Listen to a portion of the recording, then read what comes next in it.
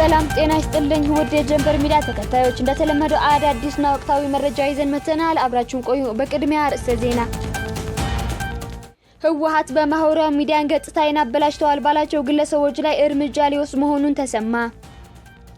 ጠቅላይ ሚኒስትሩ የምስራቅ አፍሪካ ጉዳዮች አማካሪ አቶ ጌታቸው ረዳ አብይ ቀጥቅጦ ነው ያሸነፈን ነው አሉ። አስከትሎም የትግራይ ጄኖሳይድ የፈጸመው ፋኖና ሻዕቢያ ነው ሲሉም ተደምጠዋል። በወልዲያ ከተማ የኤችአይቪ ኤድስ ቫይረስ ለመከላከል የሚረዳ ኮንዶም እጥረት በመኖሩ ለሁሉም ሰው ተደራሽ ማድረግ እንዳልተቻለ የወልዲያ ከተማ አስተዳደር ጤና መምሪያ አስታውቋል። እነ ክርስቲያን ታደለ በይቅርታ ሊፈቱ ነው የተባለው እኛ እናውቀውም ሲሉ ጠበቃቸው ተናግረዋል። አርዕስተ ዜናን በማስቀደም ጀምረናል። አሁን ደግሞ ወደ ዝርዝሩ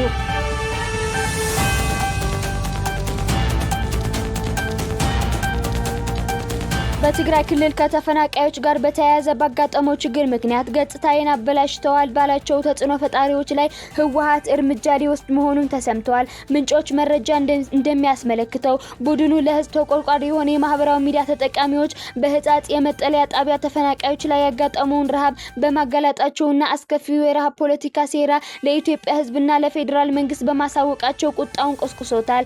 በዚህም ረሃቡ በፌዴራል መንግስት እርዳታ ከልካይነት የመጣ ተደርጎ ሊገኝ የታሰበው የፖለቲካ ትርፍ ማክሸፉን ምንጮቹ ጠቁመዋል።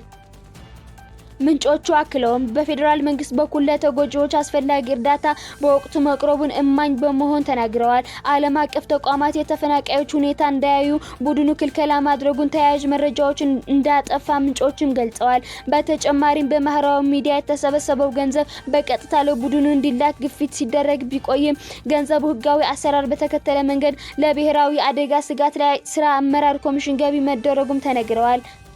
በመሆኑም እነዚህ የማህበራዊ ሚዲያ ተጠቃሚዎች እየታደኑ እየታሰሩ በክልሉ ፖሊስ ጥብቅ ትዕዛዝ መተላለፉም ታውቋል። የኢትዮጵያ ብሔራዊ ምርጫ ቦርድ ህወሓት መስፈርቶች አለሟላም በሚል የፓርቲነት ምዝገባውን ሰርዞት እንደነበረም ይታወሳል።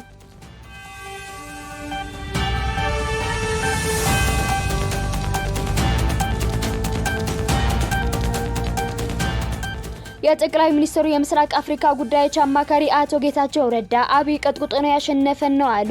አስከትሎም የትግራይ ጄኖሳይድ የፈጸመው ፋኖና ሻዕቢያ ነው ሲሉም ተደምጠዋል። ፋኖ ከፌዴራል መንግስት ጋር ግጭት የገባ ፕሪቶሪያ ተፈረመ ብሎ ነው፣ ሌላ ጥያቄ የለውም። ተፈናቃዮች እንዳይመለሱ አግቶ የያዘው ህወሓት ነው። ህወሓት ለተፈናቃዮች አግቶ እያስራበ ነው። ፋኖ ጋሸና ደረሰ ብሎ መንግስት የሚፈርስ የሚመስለው ብዙ ሰው አለ።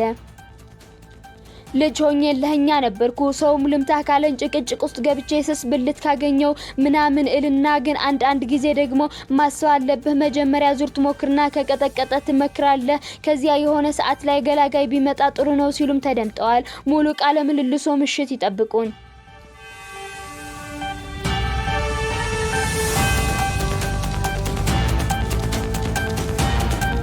በወልዲያ ከተማ የኤችአይቪ ኤድስ ቫይረስ ለመከላከል የሚረዳ ኮንዶም እጥረት በመኖሩ ለሁሉም ሰው ተደራሽ ማድረግ እንዳልተቻለ የወልዲያ ከተማ አስተዳደር ጤና መምሪያ አስታውቀዋል። የመምሪያው የኤችአይቪ ዘርፍ ብዙ ምላሽ አስተባባሪ አቶ ሰኢድ ኢማም እንደተናገሩት አሁን ላይ በከተማው የኤችአይቪ ኤድስ ቫይረስ ስርጭት እየጨመረ ይገኛል። እየጨመረ የመጣው የበሽታው ስርጭት ለመከላከል ይበልጥ ተጋላጭ የሆኑ የህብረተሰብ ክፍሎች ላይ ትኩረት በማድረግ የኮንዶም ስርጭት ሲከናወን መቆየቱ አቶ ሰኢድ ተናግረዋል። በተለይም ደግሞ በወሲብ ንግድ ሰራተኞችና አሽከርካሪዎች ላይ ትኩረት በማድረግ ኮንዶም የማሰራጨት ስራዎች መሰራታቸውን ጠቅሰው በተፈለገው ልክ ተደራሽ ማድረግ አልተቻለም ነው ያሉት።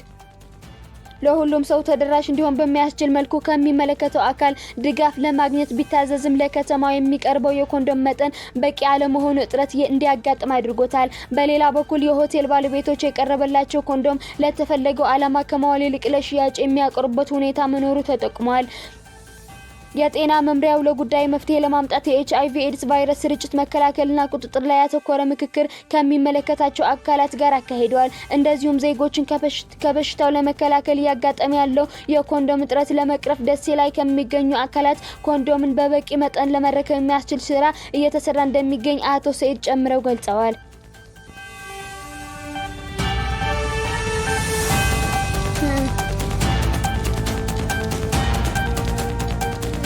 እነ ክርስቲያን ታደለ በይቅርታ ሊፈቱ ነው የተባለው እኛ እናውቀውም ሲሉ ጠበቃቸው ተናግረዋል። ጉዳዩን ከሚዲያ እንደሰሙት ገልጸዋል። ፖለቲከኞችና የማህበረሰብ አንቂዎች ጨምሮ ጋዜጠኞችም እንዲሁም ሌሎች በአማራ ክልል በተቀሰቀሰው በትጥቅ የታገዘ ግጭት ጋር በተያያዘ በእስር ላይ የሚገኙት ግለሰቦች ከእስር ሊፈቱ ነው መባሉን የእነ ክርስቲያን ጠበቃ ሰለሞን ገዛኝ ሐሰት ነው ሲሉ ውድቅ አድርጎታል። እየተሰራጨ በሚገኘው መረጃ ይፈታሉ ከተባሉት መካከል የህዝብ ተወካዮች ምክር ቤት አባሉ ክርስቲያን ታደለ የሚገኙበት ሲሆን ከመጪው ገና በዓል በፊት ከእስር እንደሚፈቱ እንደሚጠበቅም በማህበራዊ መገናኛ ዘዴዎች እየተሰራጨ የሚገኙ መረጃዎች ይጠቁማሉ።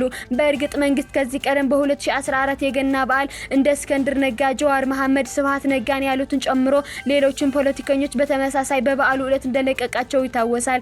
ጠበቃ ሰለሞን ሰሞነኞቹ እነዚህ መረጃዎች ሐሰት ናቸው ሲሉ ለአዲስ ማለዳ ገልጸው ተመልክተናል።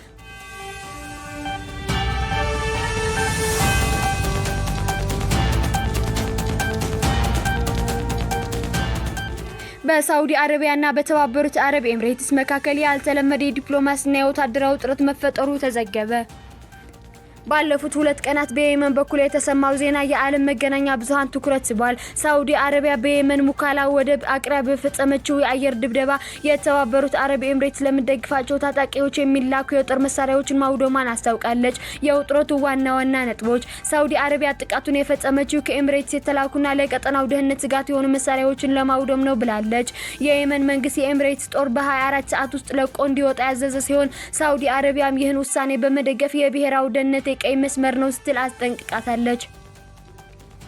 በሁለቱ ሀገራት መካከል የተፈጠረው አለመግባባት ይፋ መውጣቱ ተከትሎ በባህረ ሰላጤው ሀገራት የአክሲዮን ገበያ ላይ መውረድ ታይቷል። ሁለቱ ሀገራት ለረጅም ዓመታት በየመን ጦርነት በጂሲሲ ውስጥ የቅርብ አጋር የነበሩ ቢሆንም አሁን ግን የየመን የወደፊት እጣ ፈንታ ላይ ያላቸው ልዩነት ወደ ግጭት እያመራ መሆኑ ተገልጿል። ይህ ውጥረት በምን ላይ ተጽዕኖ ሊያሳድር ይችላል? በቀጠናው መረጋጋትና ሰላም ላይ፣ በየመን እየተካሄደ ባለው የሰላም ጥረት ላይ፣ በባህረ ሰላጤው ሀገራት የኢኮኖሚ ትብብር ላይ።